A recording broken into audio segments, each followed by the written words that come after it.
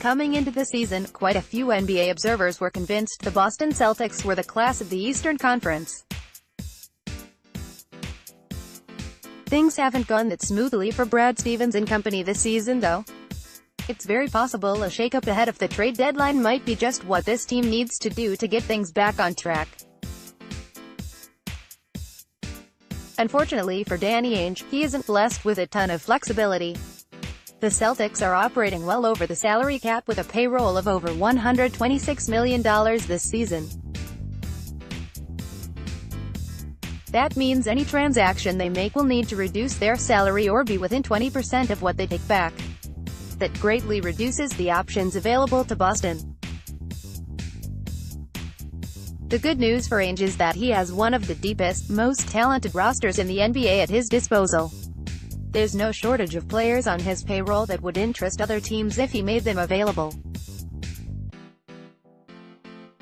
The real question that Boston's front office must answer is what players are they actually willing to part with before they take another run at making the NBA Finals. The first player who absolutely could be dealt is Terry Rozier.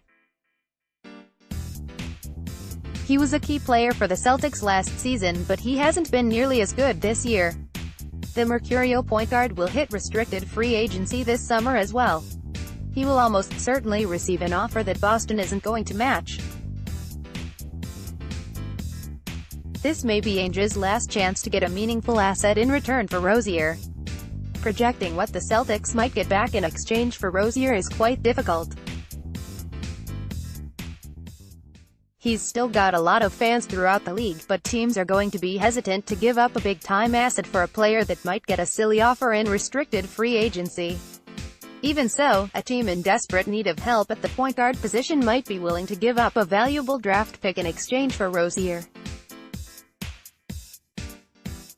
The Celtics, at the very least, should place calls to teams like the Suns and Magic to gauge their potential interest.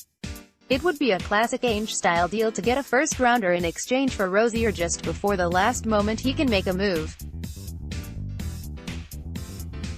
The other player who could realistically move is Marcus Smart. He's also a point guard of sorts but approaches the games much differently than Rozier. Smart may never be able to shoot, but he does everything else at an above-average NBA level. Playoff teams looking to add toughness to their roster should call Boston about his availability. Unlike Rozier, Smart's cost is fixed for the next several seasons.